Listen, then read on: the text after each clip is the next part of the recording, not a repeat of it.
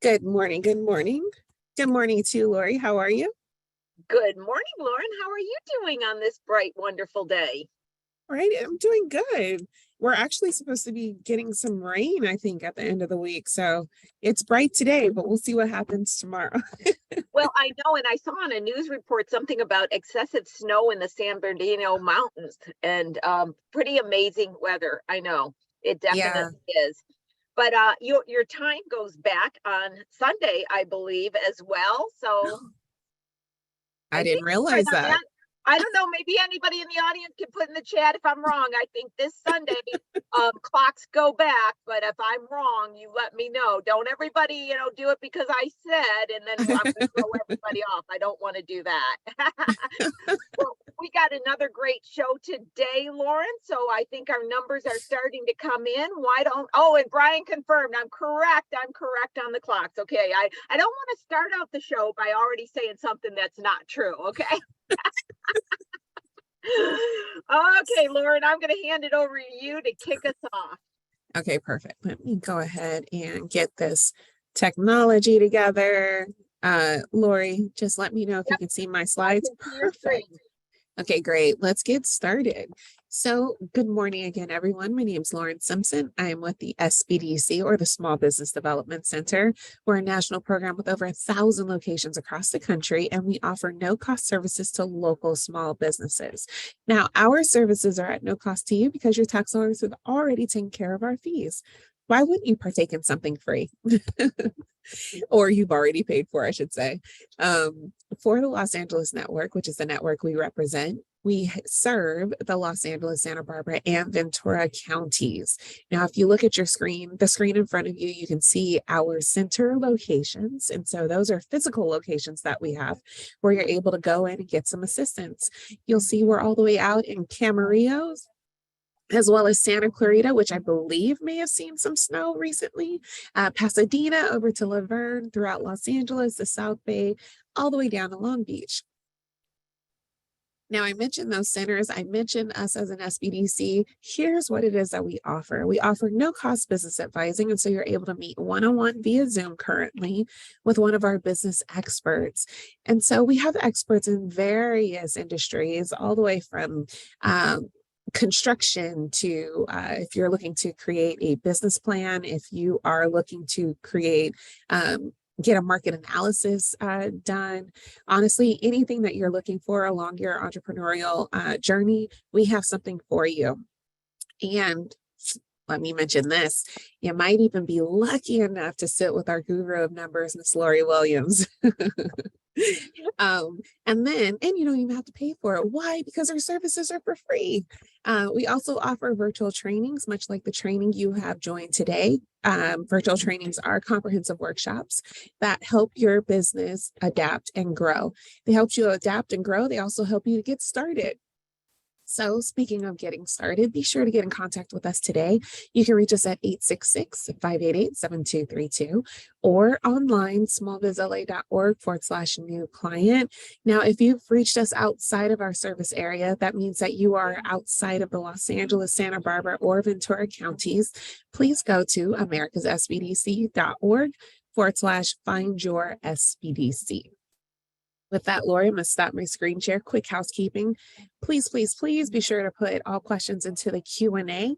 The chat will be reserved for any commentary related to the topics we'll be covering today, as well as links that Lori would like to share with you.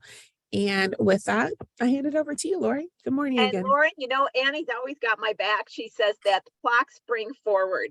So guys, you can tell that I am not in California because my time hasn't changed. So I have to remember that your time's changing. So if I don't show up next week, it's because I didn't get in sync with your time changing. Thank you, Annie, always watching my back. I knew there was possibly something about it. I haven't had to deal with the time change for some time now.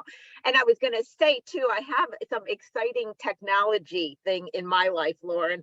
You were talking about getting the technology to work. So those who know that my, lifestyle is a little bit different than most, I just got, now some in the audience are going to go, oh, how cool. And then some in the audience go, I have no idea what you're speaking about. So I have added to my Wi-Fi internet arsenal. You know, people have asked me how I deal with my arsenal of Wi-Fi. I've got 3 choices now to get online at any given time. I just added Starlink.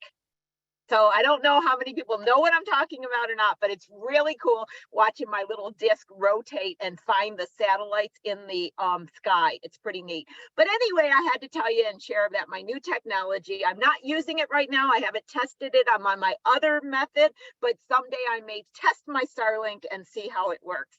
So with that, I got a couple other things to talk about today, Lauren, and going back to the free and tax dollars at work, I'm going to talk about some tax things. So let me get my slides going here. Hold on, I'm fighting with Zoom to get it out of the way. So Lauren's got a whole bunch of links that she's going to be putting in the chat right now because I've got a whole bunch of things I'm going to share.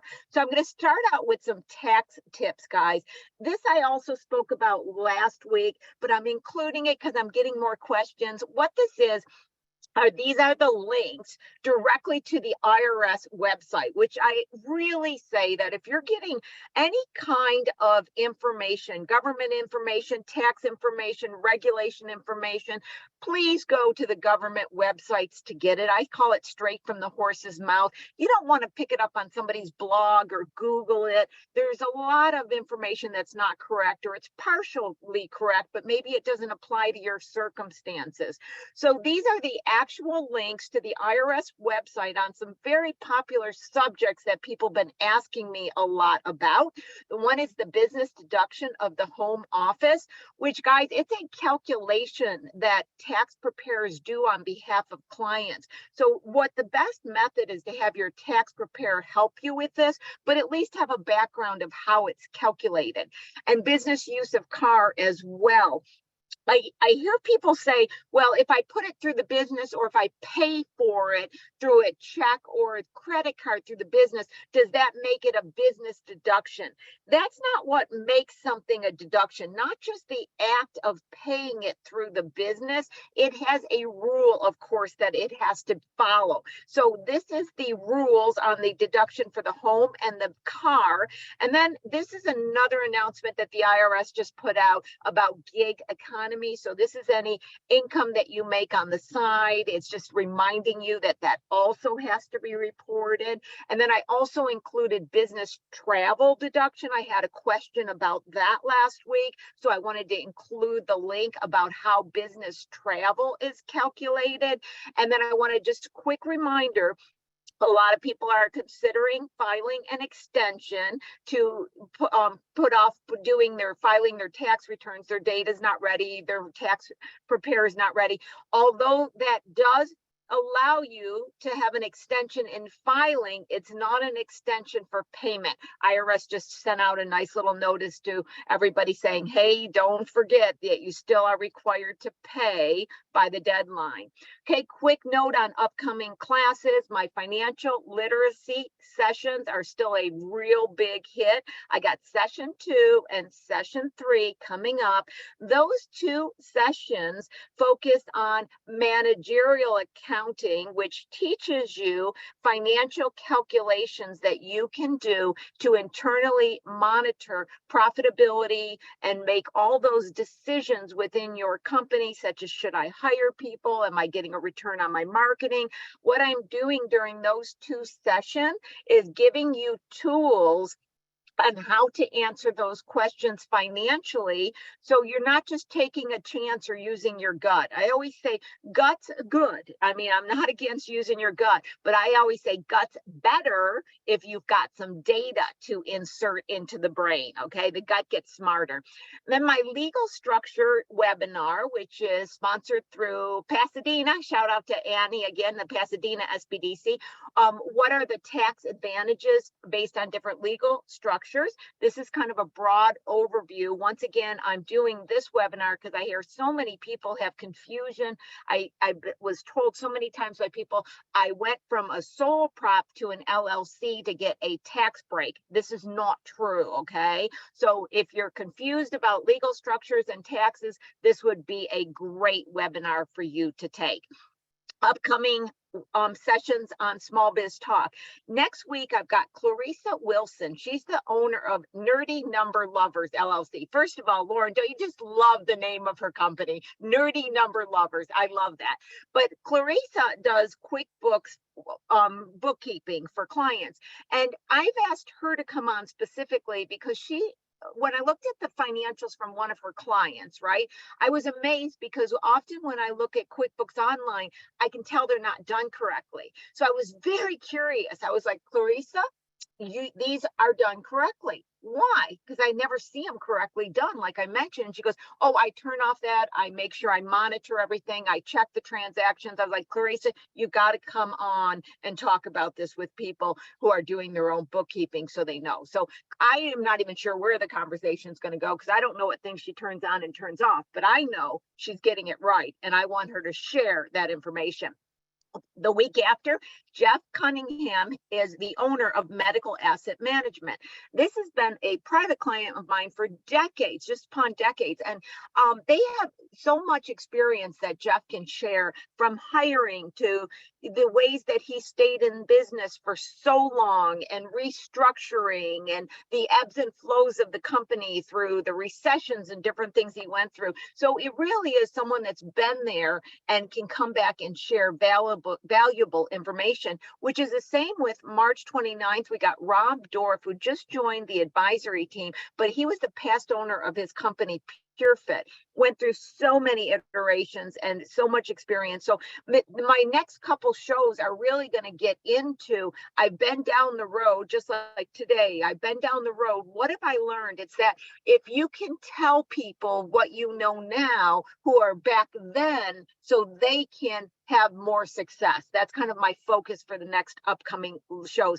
I've always said in my biggest, I guess it was a joke, but it wasn't. I was serious. It's like, I will be happy to learn from your mistakes. I don't need to make the mistakes on my own. I'm good, okay? I'm old enough, made enough mistakes. If you can tell me what yours were and I can learn from them, I'm in, okay?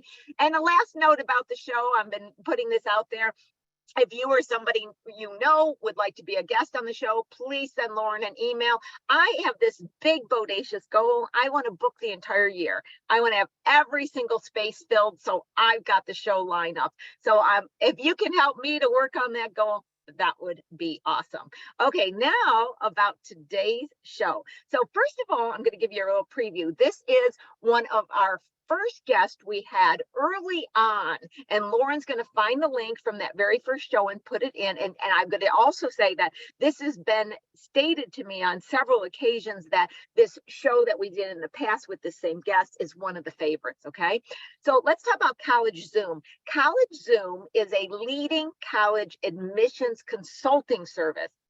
It is currently ranked #1 in Los Angeles on Yelp, and it has been designated the #5 and #7 top firm industry-wide by 2 independent publications.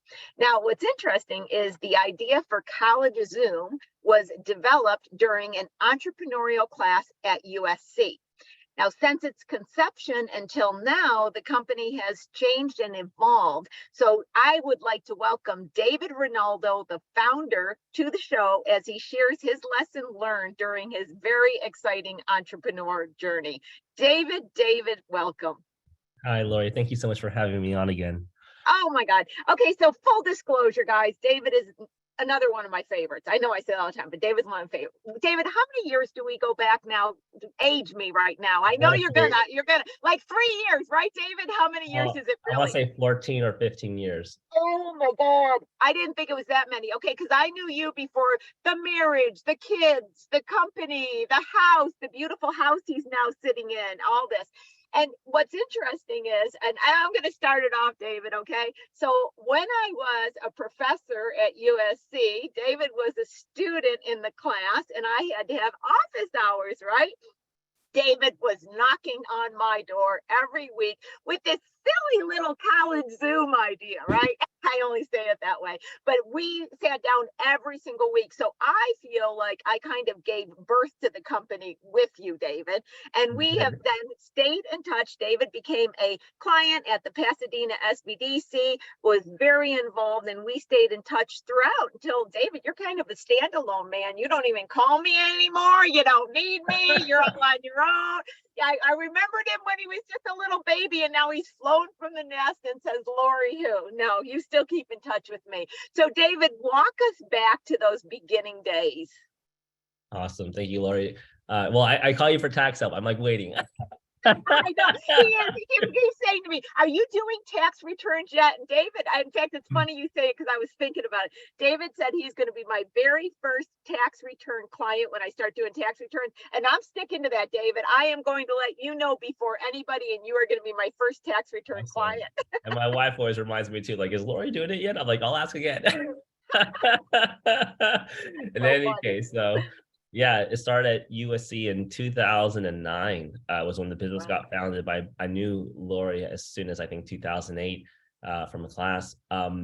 The beginning of college Zoom was that USC was experimenting with a class where students would create their own businesses. And that class was like a reality TV show where you had 2 weeks to figure out your concept, 3 weeks to make your first customers pay, and then 3 more weeks to develop some kind of vision beyond the first customers. And that business took me through a lot of unexpected winding twists and turns throughout that 8-week process. But the first episode I was on details how we figured out our concept, how we got our vision, how we learned from the first customers how to be more creative and original for the next season's customers, as well as how to price them. And that first episode has a really great overview of how we had our customers build our business for us, so to speak, from the vision standpoint, because I'm not the most creative guy when it comes to a field that I knew nothing about. And that's true. Yeah, that's true. That you knew nothing about, but you are a definite expert in that, David. Let's give the short explanation of what College Zoom does, so our audience that didn't see the first show knows what the company offers. Awesome. So College Zoom is a college admissions consulting firm. And what we do is we help high school students navigate their years before they apply to college to undertake certain rites of passage passion projects that will elevate their intellectualism, their abilities, their skill sets to the level that certain elite colleges will deem competitive for their culture, their student body. And then we also take the best sides of them in their past experiences and help them articulate those into compelling narratives for the college essays and resumes and activity summaries. So that way, who they are in their fullest potential can be seen by admissions officers, even though those experiences may not be directly transferable to, or I'm sorry, directly related to their major, we can show their transferability to them. Now, one of the big things they always say is know who your customer is. Is the student your customer? It's funny. Technically, it's the parents, the customer, because they're the one paying the money. But what I've always done a little bit of rebel speak, and I was doing my taxes last night, and $0 on marketing. Although we're doing over $1 million in revenue every year, so it's good. And people want to know how we do that without marketing to anybody. I want you to expand upon that, and I was going to actually say that you are an incredible marketing machine, meaning you, David, are an incredible marketing machine. So do expand upon that as well. Yes, I'll take it back as a rewind. When I was at USC, there was an event for networking, and I remember talking to one gentleman who was older with gray hair, and he said, "Oh, you're doing college consulting. Who's your expert?" And I was like, "I am," or I'm gonna be. He goes, "No, you need a real admissions officer. It can't just be you." I was like, "Well, I don't have one, and I it's me." So when I say like I didn't know anything about the issue I got myself into, I mean like I was just like some Joe Schmo that you could be sitting next to in class. So when we talk about how I got to the point of marketing the business and going to the question you just asked a second ago, Lori, which was how, I'm sorry, you remind me the last question because they both intertwine together. They do. Like, we were talking about who your customer is and the marketing and how you got to $1 million. I mean, it's incredible your distance that you have traveled. How did you get there? Perfect. So the customer is technically the parent, they cut the check, but the user is the student, and they're the ones who use the service. And the parents, you generally want the best for their children. So what I did a little bit differently from most businesses in my industry is that most businesses in my industry will talk only to the parents. They'll sell the parents on the service. The parents are usually college educated. They're more on top of their parents are on top of their stuff for sure. Yeah. 18 years of raising a kid, the parents, like, if I joke all the time, I say if the parents want to go to Harvard, they're going to go to Harvard. They're motivated. The problem is the kid, not so much. The kid has their own life and they're fighting for that independence. So one unique challenge of my industry is that because the pain point of our parents is so high, we generally find that it's relatively easy to close sales as long as the parent knows you exist. And we used to have almost like a 95% conversion closing rate whenever we would do our free consultations in the past, which is part of the reason why we ended up moving towards a paid consultation, which I think that would be a great thing to get into, which was a big pivotal moment for me to be like. I remember when we had that discussion, David. In fact, I was going to tell you, we got to bring that up too, because I remember when I was like, David, you got to stop giving it away for free. Exactly. And so it was a big venture into this idea of I have to convince the kids that, number one, they're going to be engaged in the experience because they're really the ones who will be stuck with once the parent cuts the check. And number two is we have to make sure that eventually the customers that we get as the kids will actually follow through, because if they don't follow through or return emails, they're not progressing. And if they're not progressing, they're not having happy parents. So what I've always done is realized that we had this precarious relationship between our customer being different from our actual user. I always just marketed straight to the kids. And even on our website to this day, I use a lot of the you language and not the third person, like the student language, because I really wanted to speak to the students. Now, of course, these packages cost thousands of dollars. So there's no way a kid's going to look at them and be like, oh yeah, I'm just going to write my check. But the idea is that the parents, I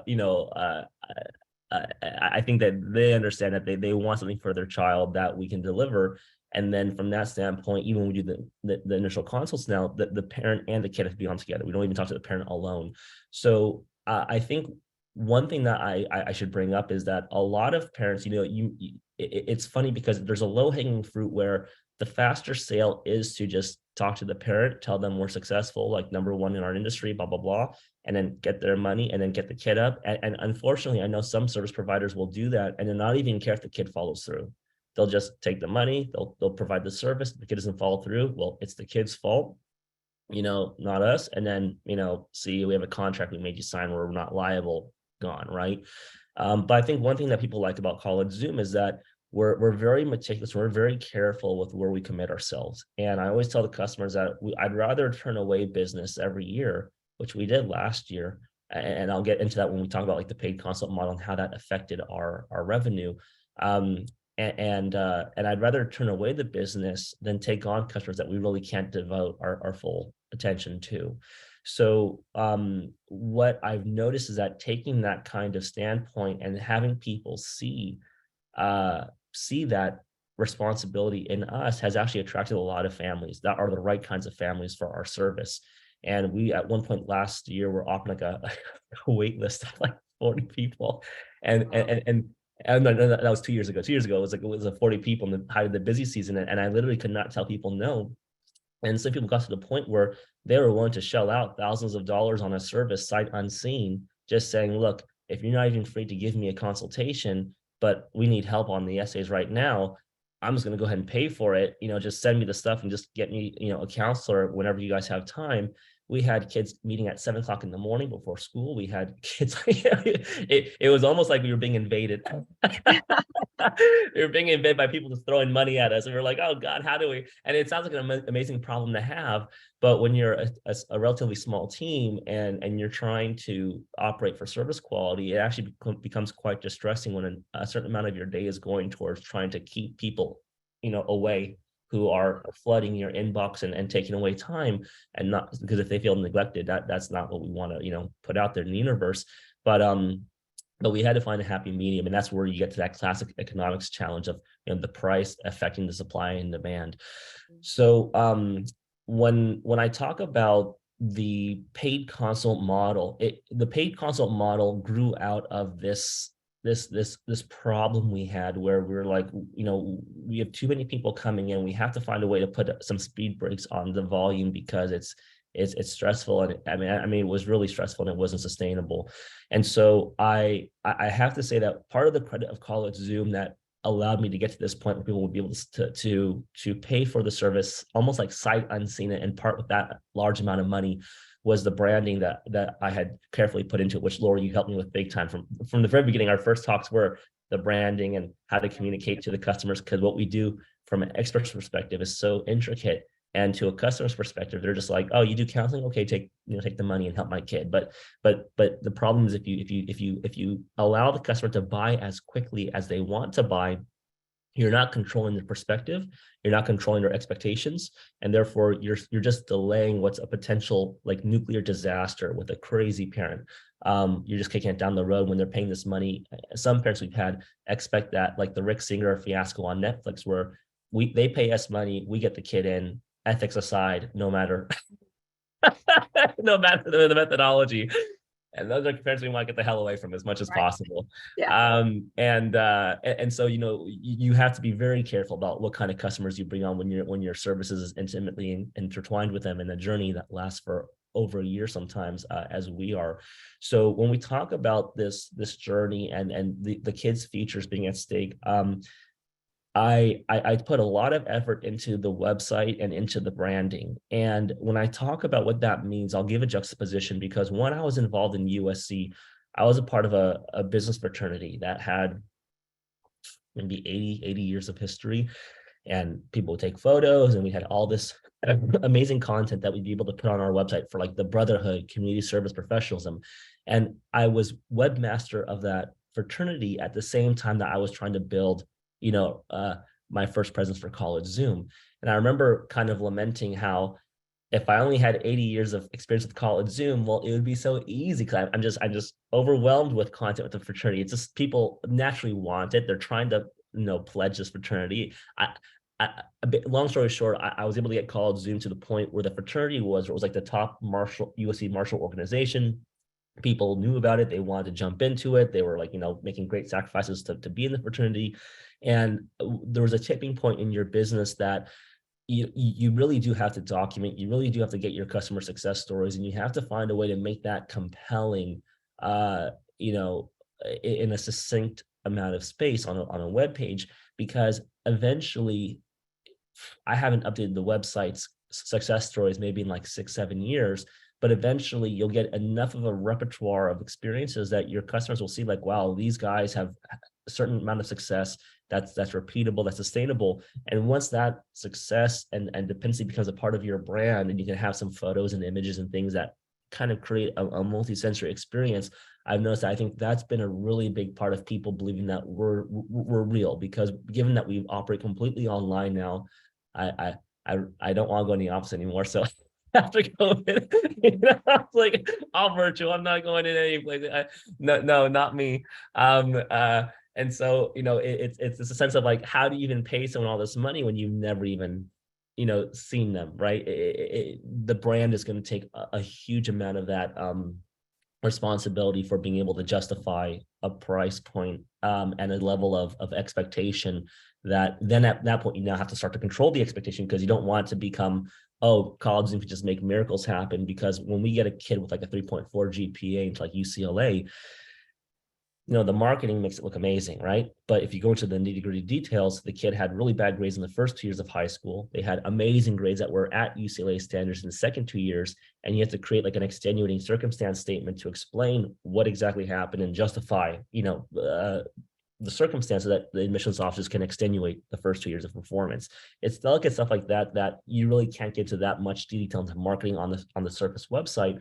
But you have to know that if a customer, like not all 3.4 GPAs are the same, and therefore you have to do a really good job of qualifying your customers before they buy in. Otherwise, they'll think that their declining GPA trend will have as good a shot at UCLA as the kid who had the massive increasing GPA trend. And with So that, David, let's go. You're making such great points, and I have the whole history, so I'm putting together things. I'm going to unpack a few things on this, David, because one of the statements you made. By the way, I'm never going into an office again. Too, I agree, I resonate with that, but that's not my point of this. So when we look at the fact you were talking about branding, you were speaking about getting the website to be able to communicate the story.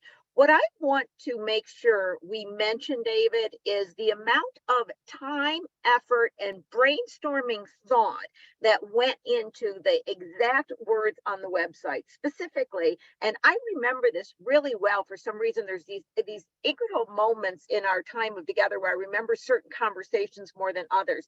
I remember us sending back a Word document many times when I kept saying, no, this is getting too detailed. No, you don't need to do this. No, look at it from a customer perspective. And really, not the detail of what you concluded, but I want the audience to know that when they are putting information out, it may take a lot of brainstorming, strategic thought, because, David, it's my belief that too often our, especially younger entrepreneurs and upcoming people, have been believed to just type and put up stuff. They've lost the art of sitting back and strategically brainstorming and thinking.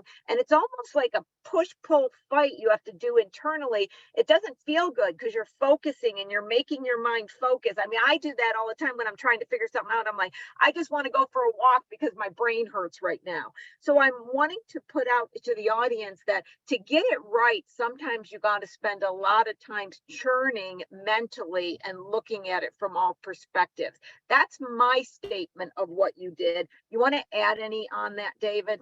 Yes, that great point, Lori. And I would say that, given that you mentioned that we want to talk about systems today and how to set up repeating systems, the website for me was a system. And the amount of effort that went into it was comparable to a poet who's trying to wordsmith every line. And it's the best quote in writing, that easy reading is damned hard writing, because in a lot of ways that poetic jingle or the catchy little phrase that people can connect with and like, that sounds really good. And one thing that I believe you told me when I was at USC was that the service provider or business that can define the problem the best is the one that the customer will have the best confidence will solve the problem. Yeah. And that's really true, because what I found is that because we're able to, with our website, articulate the problem and hit certain emotional chords in the customer, they immediately understand that we not only understand the problem they have now, but we understand several problems that they're going to have that they haven't even thought about getting solutions to. And we do that where maybe half of what I just expressed right now is expressed non-verbally by inference. Like if A and B, then you conclude C. And there's a lot of strategy of we only say A, then we only say B. We don't have to waste word space saying C, but we know immediately that we get them to C and end of story. They're already I want to add on that, David, what you just said, because that was brilliant. I want to add something that's no longer discussed. If you give them A and B and they form C in their head, it's a stronger form. It's more motivation to act and respond than if you gave me C. If I come to my own conclusion as C, I want it more than if you told me C. So I want to add on to what you're saying. Oh, exactly. And then you have this emotional journey that the customer goes on, which I think has always been my fascination with cracking, was that they're not just coming because they have a pain point, they're looking for a solution, but if you educate them in the process of them looking for the solution, it's like that, the bargain shopper phenomenon where, people love going to the rack stores and finding the best deal, because they, the hunter-gatherer within us loves to find the, as I would call it, like the lost city of El Dorado. And in a lot of ways, by making College Zoom have certain elements of the lost city of El Dorado where we don't do any marketing, and unless you're an informed customer, which of course is the best that we would love to work with, you don't really find us. There are a lot of websites now like rank us high and all that because of our results. And now those are actually the ones who are feeling a lot of the attention that we're getting. But many customers, I think, have this kind of I've hunted for the best deal. And I think with insurance or any industry, you tend to know that the people who go to marketing efforts and spend a lot of money on marketing are usually more expensive. They may not always be the best, but the ones who you have to kind of find yourself after a couple of layers of digging, whether it's a contractor or, whatever, they usually have a much better deal, a much better trade craft that they actually know about, and they're going to do the job perhaps to even a higher standard. Case in point, I was going to get charged $9,000 to redo the insulation and ducting upstairs. A handyman was able to do it for about $1,000. I don't know what the number, 1/9 the cost, good by me, but customers love that kind of stuff. And I think that when you, because there's always this idea that you don't want to be selling people, customers don't like to be sold, but they like to buy. And by allowing your business to have more of a, you can buy and you're not being sold persona, people will really gravitate towards that. And now, if we go into the system I had to set up, because now that we've established that, the first thing that I'm doing is I'm going fishing. I'm not going hunting for customers. I'm going fishing. I have a very attractive lure that a lot of fish that are big enough in size are coming through, and they're going to bite on that lure. Now, the next thing is when we have too many fish biting, we've swung the pendulum, and we have to kind of get back to how do we find the good customers.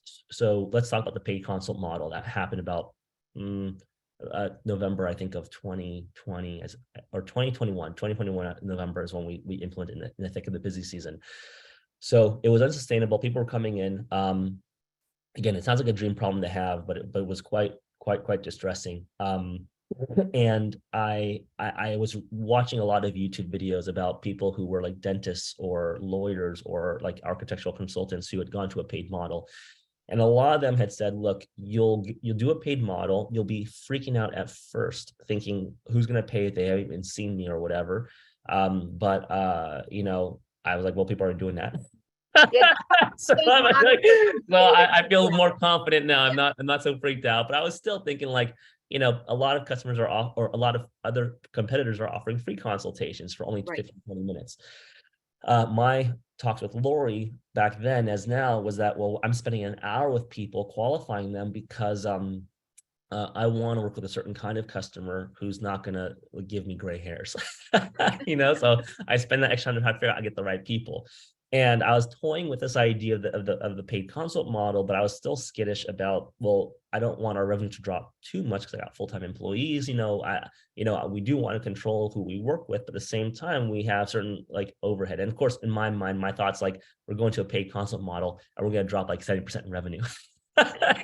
Those irrational fears that start to consume you, when you're on the precipice of a big decision and it's uncharted territory for your industry, and you think, oh, well, it worked for the dentist, but may not work for me.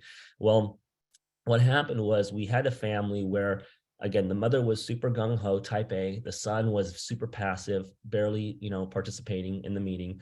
And I remember having a talk with them where I spent over an hour explaining like the son has to take charge in the process. And literally, by that point in the season, my whole spiel became, we're doing free consultations, and for an hour, I'm going to tell you all the reasons why people don't like working with College Zoom, the growing pains they go through, where they think that we fall short, and literally just became a whole hour of me just talking shit about College Zoom to all these customers, because I was from a psychological standpoint of like, we really don't need more customers, and if we do get them, I need them to be fully knowing that the kid has to take ownership, because if the kid doesn't want to be seen as a tryhard by his friends, if the kid doesn't want to, be a leader, if the kid doesn't, it always comes down to this problem of the kid being in the state of teenage years where they want independence from their parent, they want to fit in to some peer group, and trying to get them to stand out as a leader is actually quite distressing to a lot of teenagers. And so that's pretty much the number one problem where most of our customers become unhappy, where they're like, I want to stand out, but I don't want to do anything at all that makes me potentially polarizing or actually stand out. So AKA, I don't want to stand out, but I want to be amazing. Right? Adults too, David. Wait a minute. That's not just about teenagers. Yeah, maybe even businesses too. Yeah, human psychology. So, I spent over an hour with this family, warning them that, the kids got to take initiative or it's not going to be going well. And I can see the sign on the call we're talking. And long story short, the kid never even follows through on the first steps. The mom starts trying to set up his account and do all the things that we send him to do for him. She gets exasperated because she's from a different country and she's trying to figure out all this stuff that the kid's supposed to be doing. She gets super upset and she calls us. I just want a refund. I wanted white glove service and this is not it. And I was like, this is a nightmare. This is exactly part of the reason I told them don't sign up. Because anytime the parent tries to do it for the kid, they're walking into a swamp. It's horrible, and they're working a full-time job, and it's a mess. And so I sat there bewildered because I said I spent over an hour with them, literally predicting this would happen. And I told them, I don't think it's a good fit. You probably shouldn't sign up. And yet they still sign up. And they still have, and it's like they trip over the exact same bump I told them to watch out for. And at that point, I was like, this is ridiculous. I'm wasting my time. I'm literally wasting my time because not only do I spend the time on the consultation call, but the family is now upset with the call of Zoom. They think that we're a bad service. And now we have to refund the money and credit card transaction fees. It's a mess. So that was my precipice to be like, screw it, I'm going with a paid consult, and we're busy anyway, so we have a wait list again, so I don't care if anyone signs up. And to my amazement, our conversion rate went from about 95% conversion from the initial consult calls, which by the way, the 5% who normally would not sign up, it was either a monetary issue or they just wanted to really work with someone who was like, in their backyard locally. Those were the only two reasons why I ever found out they would not work with us. And we dropped about 60% conversion rates, which sounds alarming at first, but given that I'm always like controlling the workflow to what we actually have the capacity to control with quality, we were still doing completely fine, even to the point where we're now trying to limit this year and even take on less customers. Now, same problem again, taking on less customers, even the ones who are paying for consultations to manage our workflow. But I think that to unpack why we were successful in doing that, and it feels really good to be paid for your time, because what we do now in the initial consults, and I'll break down again the system and psychology behind it, is that customers in a way are a little bit sadistic. And I joke, like it's like slave and why people are into slave and master, like kinky stuff. It's like they like being told no. People, I've learned, people like being deprived and they like being told no. So in a weird, twisted way, when salespeople, I found in certain industries, exasperate the fear in people by kind of touching that, oh, here's the fear button, you don't want this to happen, you better have this insurance or whatever. People kind of are motivated by those things that they're going to be deprived of, right? That sense of deprivation and being at a loss is stronger than getting something that you never had in the first place. So when you understand that also translates to how you sell or how you promote your service to people, I think it's important to understand that, this idea of the customer is always right and that you want to be pleasing to them can a lot of times be counterproductive to you actually getting the right kind of customers that you actually want to service. I found that telling people no and being almost like the popular girl who's being asked by everybody to prom, which I've always thought was, those girls are so stuck up. Now that College Zoom is one of those girls, if you want to call it that, I realize like, no, they need to survive. Yeah. Well, David, I want to stop you there because I want to back up. You made so many great points. So I want to back up for a couple things in the audience because this is a great opportunity for learning. So as David was talking, I know that many of you in the audience can listen and say, well, having too many customers, he could do that. That's a great place to be. So I want to unpack it for a minute on just some different experiences. And I want to walk over into some of them that I have on a weekly basis with my clients for the SBDC. I have so many people think that when they're not doing well and they're not profitable, they just need to increase sales. And a lot of times what I'm telling them is their cost structure is just not going to reach profitability. And you increase the sales, you end up with more headaches and more problems, just like you experienced. And I wrote an article so long ago, which I communicate quite a bit, is many of you have to fire a portion of your customers in order to be financially successful, especially some of the customers you started with because you were at that beg, borrow, and steal, please work with me, I'll do anything, right? And so what you're speaking about too is not only having a situation where people want it because you're taking it away more, but having a situation where what you're offering is profitable and it makes sense for you to be engaged in it. And when you start out, people are too fearful of not having customers, David. You notice that when you first start out, so you just don't get to come from that stance. So I just want to kind of take that across all financial platforms, that a lot of times I find that, in fact, many of the customers that are clients that I work with, they are now successful, and they're successful because they're doing less at a higher selling price. It's not that they're selling more. It's not that marketing paid off. I got them to backtrack, change their pricing, sell less. And that's why I always say, if you want to go this route, you're going to be more tired and more broke. Instead, back up and look at that. So I think that's a fascinating thing. And one other part that has really nothing to do with it, but kind of does, it reminded me of a few historical thoughts and statements made by other people. And it's that, going back to, remember, and you don't hear him about too much, but Tony Robbins, Anthony Robbins, he went to at the time. So that was kind of where I first started getting into NLP. And I remember he charged $5,000 to come to his private home to do a change session. And he said he charged so much because by the time they paid the $5,000, they already did most of the work for him. They were willing to change because they invested the $5,000, which was really brilliant. And I remember hearing that 20 years ago and thinking that the act of paying created the buy-in, which created the motivation, and all he had to do is kind of do a little push over the edge to get him there.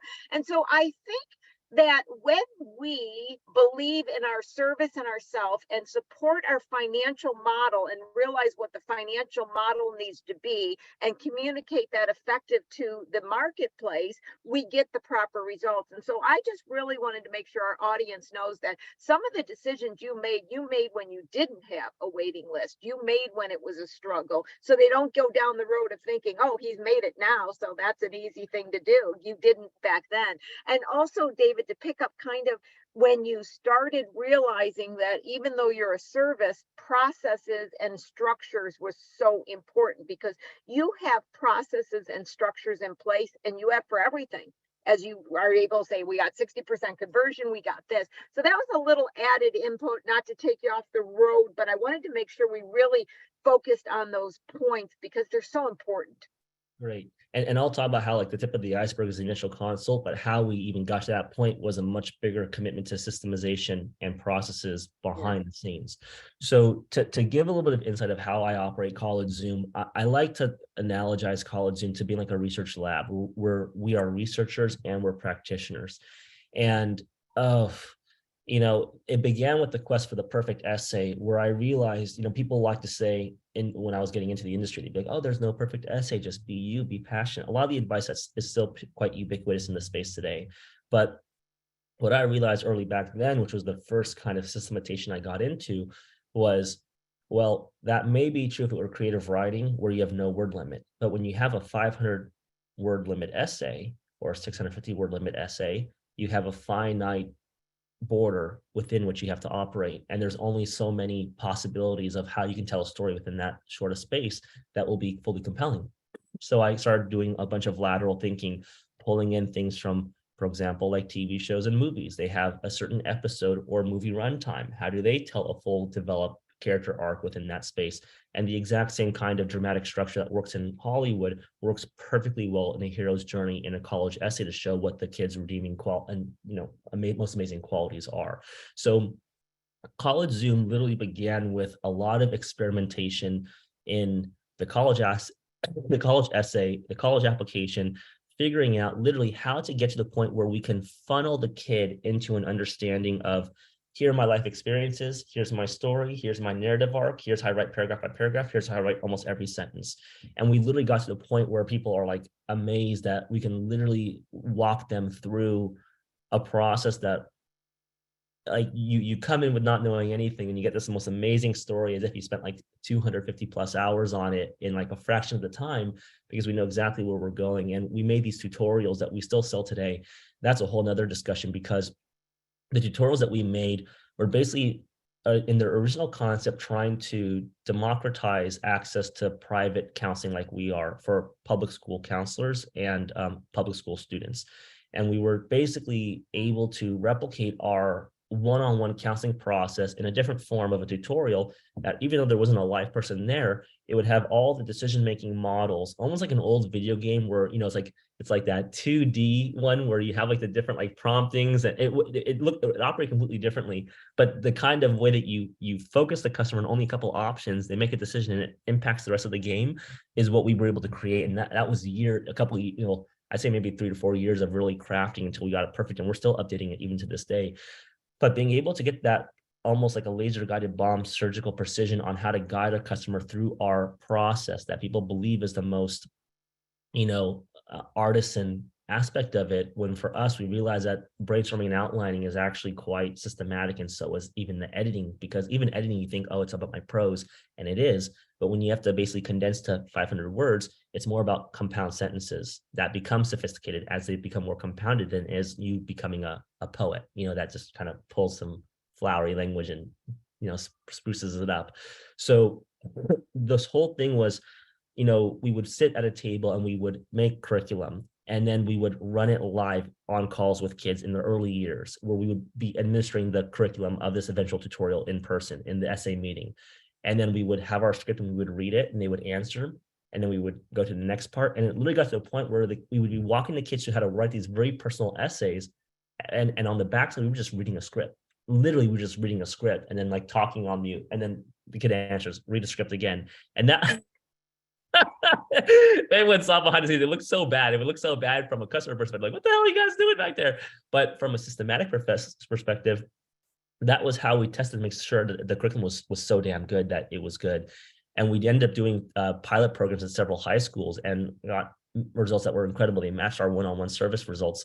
But the problem was it was a market failure because no parent who was a paying customer was going to basically pay for these tutorials when they can get a live person, because it's such an emotionally fraught and insecure process. Now, that's interesting right there, David. I really want to make sure everybody got that, because although you could boil it down to a robotic, systematic way of doing it and could get the same results, the customer didn't feel the same experience and it was not marketable in that fashion. So you had to create this blend of systems for you to be efficient, but also respecting the customer experience for them to desire the value. I wanted to stop and put those couple sentences out because I think that's a key indicator. And what I just said could apply to whether you're in the audience with a product company, a service company, I don't care what you do. You think Amazon successful for services, and it's also successful for systems. So it's that delicate balance of systems and experiences that go together. Take it, keep going. Awesome. Thank you. That's the perfect context, because what ended up happening was we said, well, now we spent several years building this amazing platform that if people just do it, they're getting to their top 3 choice schools, even with below average grades, but just no one believes it actually works. And yet we have these high schools and it works, but no one's going to buy it. And the high schools ended up not having the budget for it. They want to pay like maybe $35 per user. I'm like, we're going to lose so much money. And like, there's no way, even like all the tech support issues of like, the kids saying, how do I log in? That in the trials, that was crazy. The kids are just. Okay, I got to stop there for anybody who's got an online business that says, oh, I'm going to create this business. I'm going to do all the sales and I'm going to have no, employees, and I'm going to have nobody because everything's going to run on its own. No, it doesn't. Yeah. Support by itself is very involved. Yeah, things like people are like, I don't know my login. It was ridiculous. It was right down the page. Becoming that kind of like service as a software business was like, there was a whole bunch of like, just support and I support tech work I didn't even realize was going to come up. So we laid down the institutional clients, and then we said, okay, we have to go, basically people want us to be a mom and pop brick and mortar store. But the problem is what makes us phenomenal is that we've distilled a precise process that gets results and is repeatable, but yet the customer feels that's very, that's not what I want. So now we're a bit of a walking oxymoron as a service.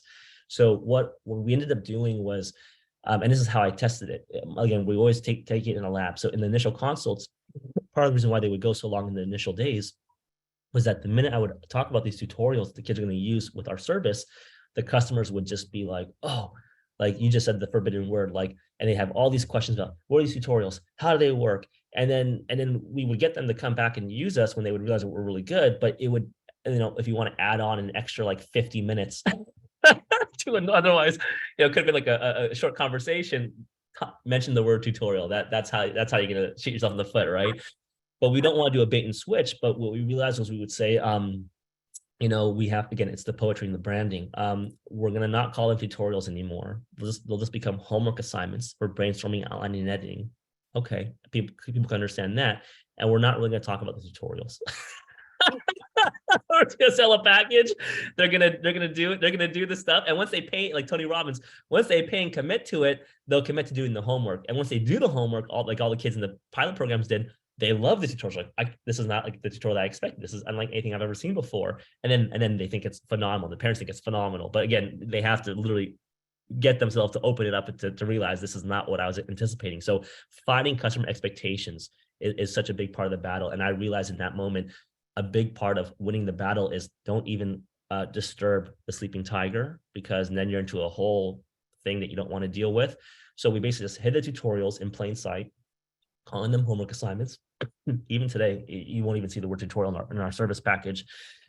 And then the customers will basically pay for like 15 hours of service or 10 hours of service. And then a part of that will become these, like, maybe I would say a good 60% of the work that they'll do with us will be these guided tutorials, on the college applications. And then 40% now becomes the actual one-on-one work. But the reason why that's so critical for us is that college admissions consulting has notoriously high turnover. A lot of people, myself included, don't see themselves being career professionals in this work. People tend to fall into this job by happenstance, not because they grow up thinking I want to become a college counselor. So for me, finding people who want to do this job is decent, because a lot of people are just like, oh, I want to start like Uber part-time side gig. And then if they actually find passion for the work, then they actually get really into it and they become like obsessive about it. But you really have to have like your homegrown full-timers, I found, because most people who are employees will treat this as a part-time gig, and you'll get part-time level commitment from most people.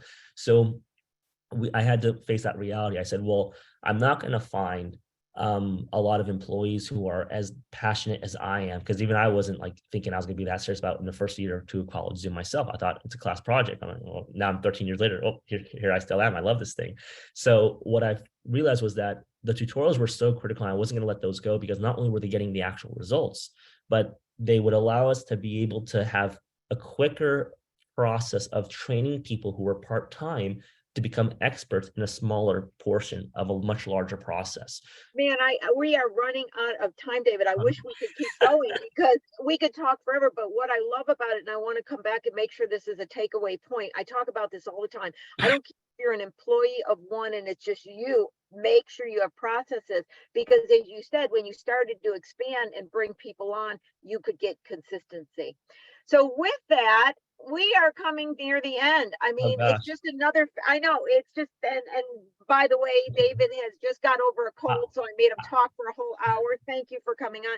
I mean, I think the takeaway you can see, guys, even though we just talked about different parts, is over a period of time, David morphed into really valid understandings which everything he said, you watch the recording again and you can look at it, from knowing your customer to words matter, what you call something, knowing it's a customer perception, but also efficiency, making sure you have systems in place or you can expand. And David, you're a prime example. You're working out of this home. You have this beautiful home. You still have a very small number of employees, if you will. You still have small operations, but big billings and big profits, because you have worked endlessly to put systems in place and done your research. So we got like 2 minutes left. I just want to say, what do you know now that you wish you knew then, from an activity, from a behavior? If you were speaking to the David today, David today speaking to the David of yesterday, what would you tell that David? Well, the good news is that I would say that, and I think this is the same thing I said in the first episode I was on, that you'd be surprised how much you don't have to know. As long as you have a commitment to figuring it out and putting yourself to the fire, then you'll figure it out. So luckily, I didn't know a lot of things, and every year we're getting better even still. So if you're listening out there, just put your service quality number one, because I think what you'll find is that if you work your business like a lab, where you are a researcher and a practitioner, then you're going to be continuously experimenting to get the best out of your customers for the results, the most efficient processes, figuring out how much of our process can be automated by our secret tutorials versus actual one-on-one employees. And then as those people, like those old video games where you would like move the character and then like the shrouded darkness starts to lighten up as you explore, that process will happen naturally. And if I just circle back to my paid consultations, A big part of what made College Zoom really successful after we did the whole systematization and preciseness of our college applications, college essay help, was we took that same philosophy to our college planning. We worked backwards. We were doing college essays systematized at first, and then we would start systematizing the whole college planning process next. And the way that we did that was college admissions officers use evaluation rubrics to actually grade kids when they apply. So we thought, how come nobody in our industry is taking evaluation rubrics that the kids are being graded on? And then us consultants can grade the kids on those same rubrics. And then we can know exactly where they stand and how much of a gap we have to close. And again, it's all like scientific reasoning. If we know the kids' baseline, we know their top line of where they want to get to for schools, we know what their weaknesses are. Now we can have a service plan and actually bridge it. And the reason why people were attritioning, because we dug and we found, was that most kids were dropping out of the process after their first meeting that they paid for because they either were demotivated by their rating on the college evaluation rubric, they didn't want to do the work maybe that the plan would entail, or they just want to know their rating in the first place and even want to do service. And some couple kids even said that, I just want to know how I rate. I don't even really care about the rest. So we realized, even though you may think it's bad for profitability, let's take that evaluation meeting that we do in the paid package, remove it from the paid package, move it into a 1 hour paid consultation. And now people will pay for our time to analyze them, figure out their top line and their baseline and what we have to do in the meantime. And the whole consultation is knowing where you stand and what the plan's going to look like to bridge you up. And that way, once you have the keys to the car, you can do it yourself if you want to, you feel comfortable, or we can help you. But now you know what we're going to do. You're going to know how long it takes. You're going to know where you're starting from, and you're going to know the odds. And I'm the going to have to end at that because oh, okay. we're out of time. Okay, and my last 5 seconds. Yep. If 5 seconds. And Yep. once you frame them from that perspective, the 60% conversion rate were people who are not going to be great customers, but the 40% who drop out are not great customers, but the 60% of our people who go through that first paid meeting and then continue on have been a dream to work with. Just a dream to work with. I can't tell you how many things, from billing problems to consistency problems, that we've been able to get rid of because we got the right customers. And again, that lab type approach to our business that translates to perfecting it for the customer and the right kind of customer has been amazing. So now we're able to be, high revenue and high profit without the headache that you would normally expect. And I think the big takeaway as I ended here is you could tell, and Lauren, I'm sure this became evident as David was talking, he knows everything going on within his company. He knows his customer, he knows this, he knows that. And so, as you start listening to him speaking specifically about the situation within his company, I think the takeaway is everything David knows about his business, his employees, his systems, his company. That's where everybody has to get to. So David, I'm going to have to ask you to come back on again, of course. I am just so happy that I was able to follow and be with you throughout this entire journey. And I'm happy to have called you a client. And most importantly, I'm very happy to call you a friend. And you will be my first paying tax client when I begin opening my tax service. I promise you that. So Lauren, David, a big thank you. Get better. Thank you for coming on after a cold. Lauren, I'm going to send it back to you. And I want to thank everybody that's been on the call today. New people, welcome. My frequent flyers, thank you for always being there. See us next week on Small Biz Talk with your host, Lori Williams. Lauren, I'm going to let you take it over from here. Thank you, Lori, and thank you, David. This was an awesome session. We even had someone in the chat. Who is that? Kinsley, who says, this is great info for those interested in education. Thank you. I will be reaching out. So look forward to that, David. Okay, bye, everybody. I'll see you next week. Bye, Lori. Thank you. Bye. Bye. Thank you. For those of you still with us, go ahead and check that chat. We've got tons of information in there related to our today's speaker. You can see David's information there, have his website, as well as a link to the previous recording that he was on. Let me go ahead and actually re-input that so you guys can see that really quickly. And then if you'd like to get in contact, please be sure to reach out. For those of you who are interested in Lori's sessions, the information again is in the chat. Just shoot me an email or go ahead and copy and paste those links or click the links and they'll open a new browser on your computer. With that, thank you so much. Thank you again, David, and you guys take care. Have a wonderful week. We'll see you next week, Wednesday at 10 a.m. for another episode of Small Biz Talk, Solutions for Your Small Business. Take care.